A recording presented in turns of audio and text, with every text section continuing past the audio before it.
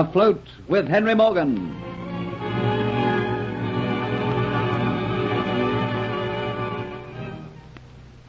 Afloat with Henry Morgan is written for radio by Warren Barry and a George Edwards production.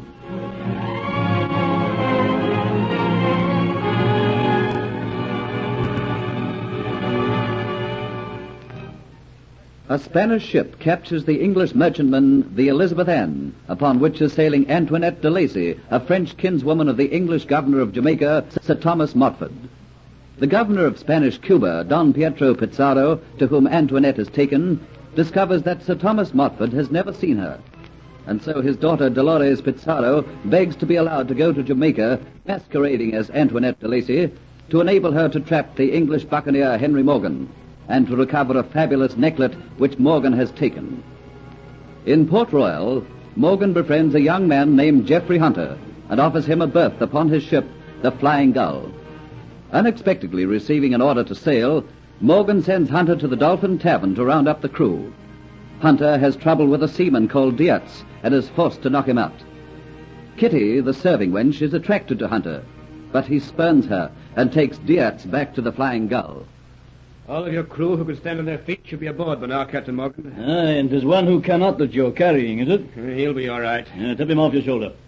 Here come two. So it's Diaz, is it? You warned me, Captain Henry, I might have trouble with Diaz. Aye, Hunter, what happened? He seemed reluctant to obey your order and return to the ship. He was foolish enough to draw a knife on me. Did he now?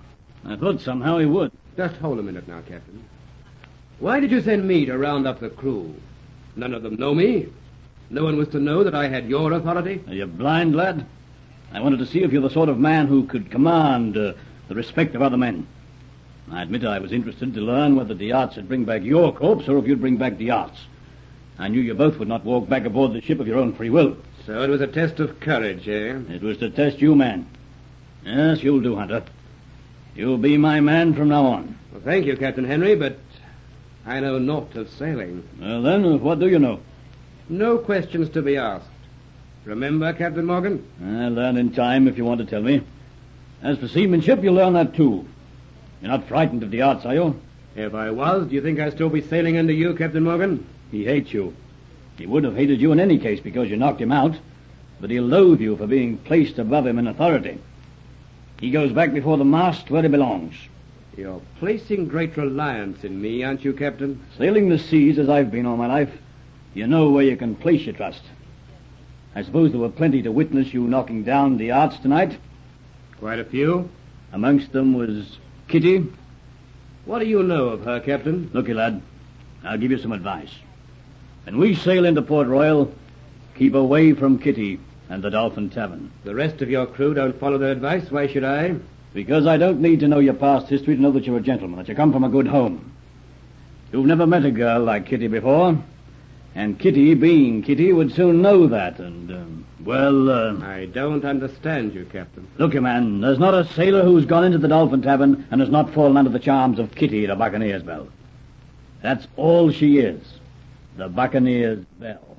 I care not for the men who have fallen for her charms. I want to know the girl herself. She's all violent passion, hate, and love. Indirectly, she's been the cause of a dozen men's deaths. She has the beauty of fire that blinds men's reason. If she loves for the moment. When she hates for all time. Her name's known throughout the Caribbean Sea. Men fear her, yet long for her. Don't become like other men, Hunter. You still really haven't told me very much about her. Where she's from. What is she doing in Jamaica? Well, she comes from Ireland. I understand she was sent out here from England on some charge. Well, now we've talked long enough. The full tide's in half an hour. We must be under sail by then. Now take away this carrion and come back to me. Up on deck, the watch peers up through the vines of rigging, past the tall, slender masts and yardarms, over which swarm diminutive figures, struggling to set in position acres of white canvas. Up into the sky he gazes, which is already lightening with the chill grey which precedes dawn. The stars have lost their luster, becoming misty and pale. Gently he sniffs the air. Experience born at sea tells him that a change is coming. keen eyes discern in the lightening sky clouds scudding across the dimming stars like frightened fawns. Surely it's going to blow, and blow cold. Gently the wind blows with the coldness of dawn.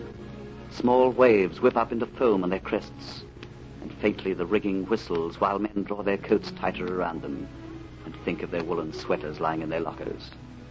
Yellow, streaked with wind clouds, becomes the sky in the east, and slowly the islands of Jamaica and Cuba merge from the darkness to take their daylight shape. And on the foreshore of the Cuban coast, secluded and quiet and not far from Havana, a small party stands on the shingle of the beach, their clothes wrapped tightly around them in a futile effort to keep out the biting wind. The sea, grey, cold, and white-capped, throws itself on the beach. Daylight spills over from the east, revealing a sloop standing offshore, swaying like a drunken man in the troughs of the ocean. A longboat pulled up on the beach shudders under the impact and slaps back the waters that swirl around it. The rocks on the shore are wet, cold, grim, and cruel, and the faces of those on the beach seem white and expressionless in this light which is twixt night and day. It is getting light, Father. See, are you sure, Dolores, there is nothing we have overlooked? Once you leave the shelter of Cuba, you're out on your own. If the girl Antoinette told the truth, there is nothing else for me to learn. Wherein can our plan fail? I will arrive. My story must be accepted that I am Antoinette de Lacy, that I am the sole survivor of the Elizabeth Ann. Sir Thomas Montfort will take me in, give me shelter. I will meet Morgan. I will know what has happened to my Aztec necklace. I will learn Morgan's plan. How will I know if you are in trouble and want aid? You are shut off from me. Cortez will be coming every so often to a quiet spot on the Jamaican shore. He will bring you back reports as to how I am faring. And should I be discovered, you have the real Antoinette de Lacy safe in Cuba, and Sir Thomas Montfort will willingly exchange me for her. Look, Father. Cortez is waiting with other members of the crew in the longboat for me. It is growing light. I should be on my way. Say goodbye to me here. I will see you when I return. I will not be long. Goodbye, Father. Goodbye, Dolores. Take good care of yourself. I will remember that you are doing this for the sake of Spain. Goodbye. The early morning air loudly carries the grating of the boat as it is pushed over the gravel, and then slap into the waves. Dolores looks at the receding shore as the bond between her and safety stretches to breaking point. This is goodbye. From now on, it is Antoinette de Lacy. Antoinette de Lacy. On shore, Pizarro sees a small boat reach the ship, watches the ship weigh anchor, and then strains his eyes until it disappears to merge into the nothing which daylight has made of the horizon. The bond between Dolores and safety has snapped. The sun climbs up from his bed, disperses the cold, and glares fitfully through the flying clouds. The curve of the ocean hides two ships which pass far apart. The day drags on, and the Flying Gull tacks and retacks, looking for a ship which has already been lost. No, I'm afraid it's no good looking any longer for the Hunter. We're almost back to Port Royal, and not a sign of the Elizabeth Ann have we seen. What's the explanation, Captain? Well, only one of two things could have happened to her. She's been delayed by adverse weather, or else the Spanish got her. And if the Spanish have her, heaven help Antoinette de Lacy, the governor's kinswoman. Set the course for Port Royal. Aye, Captain. So your first official assignment as Vice Admiral ends in failure, Captain Morgan. Aye, Hunter. So it would seem. If the Spanish have got her, there's no need for us to continue our search any longer. And if the Spanish have got the Elizabeth Ann, what will happen to those aboard her? Well, the Spanish possessions have slave markets just the same as Jamaica has. Seafaring's rather grim and heartless, isn't it? Oh, by the way, Captain, Diaz has been sending messages all day. He wants to see you. I'll see that treacherous scum when it suits me. Let him stew a while in his own guilty conscience. All boat sighted to starboard. What's that? Where? See? There, over there. Ah, it's gone. Lost in the trough of the wave. Yes, look. There it is again. Yes. Turn about, helmsman. We'll pick them up. All right. Slowly the Flying Gull obeys the hand of the helmsman. Her sails flap, then adjust themselves to the new direction, and the distance between her and the small craft gradually lessens. Men crowd the rail, calling, and above them is heard the voice of Morgan. Hunter, stand by to pick up any occupants. There only appears to be one person in the boat. Why, I believe it's a woman. Look, she's standing up weaving. By St. David, you're right. Stand by to throw a rope. Gracefully and with dignity, the Flying Gull draws alongside the cockleshell. A rope is thrown and caught. A rope ladder let down over the side, and down it climbs Hunter. Thank heaven, monsieur. I am so pleased to see you. I have had a frightful time. Here, let me carry you.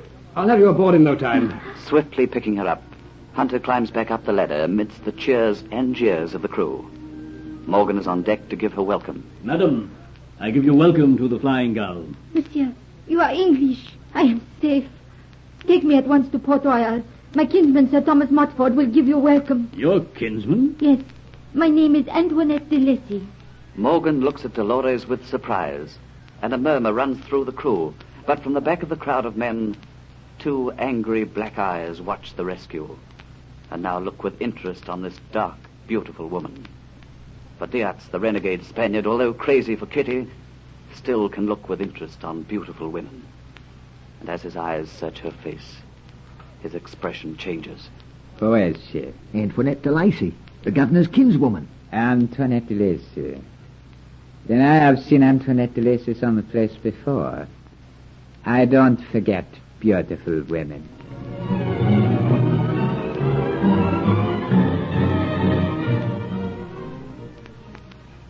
Is Dolores' plan already doomed? Has Diaz remembered her true identity? You learn more of this the next episode of Afloat with Henry Morgan.